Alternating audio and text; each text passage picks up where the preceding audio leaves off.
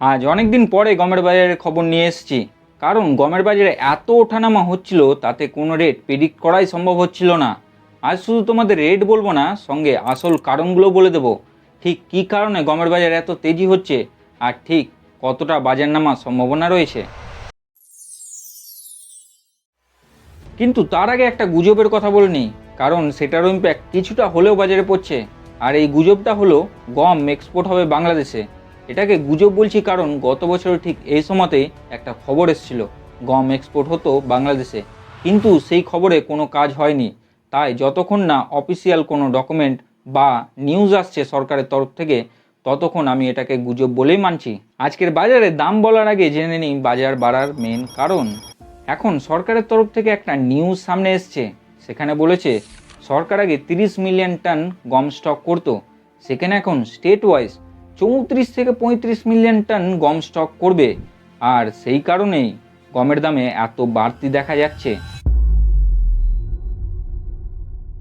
কিন্তু আমার ব্যক্তিগত মতামত অনুযায়ী গমের দাম এতটাও বেশি বাজার টিকসই হবে না।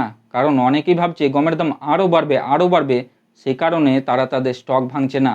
কিন্তু একবার দাম কমতে শুরু হলে তারা তাদের স্টক পুরোপুরি ভেঙে ফেলতে পারে, আর তখনই আসল খেলাটা হবে, দাম হু হু করে নামবে।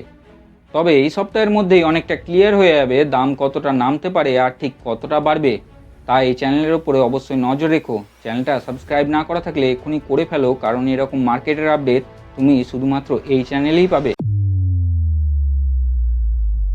চলো আজকের বাজারের রেটগুলো দেখে নিই। যদি কলকাতার কথা বলি, কলকাতায় প্রায় 2800 থেকে 2850 টাকা পর্যন্ত দেশি গম কাজ হচ্ছে। আর গ্রেড অন গমও প্রায় একই দামে কাজ হচ্ছে, তবে আলাদা আলাদা কন্ডিশন আছে। রানীগঞ্জেও মোটামুটি একই দামেই কাজ হচ্ছে। বীরভূমে প্রায় 2450 টাকা থেকে 2550 টাকা পর্যন্ত পয়েন্টেই কাজ হচ্ছে। মুর্শিদাবাদে 2600 থেকে 2650 টাকা পর্যন্ত বীরভূমের গম কাজ হচ্ছে। গ্রেড অন গম মুর্শিদাবাদে 2750 থেকে 2800 টাকা পর্যন্ত কাজ হচ্ছে। বাকি আদার্স এরিয়ার এখনও গমের দাম পাওয়া যায়নি যখন এই ভিডিওটা বানাচ্ছি।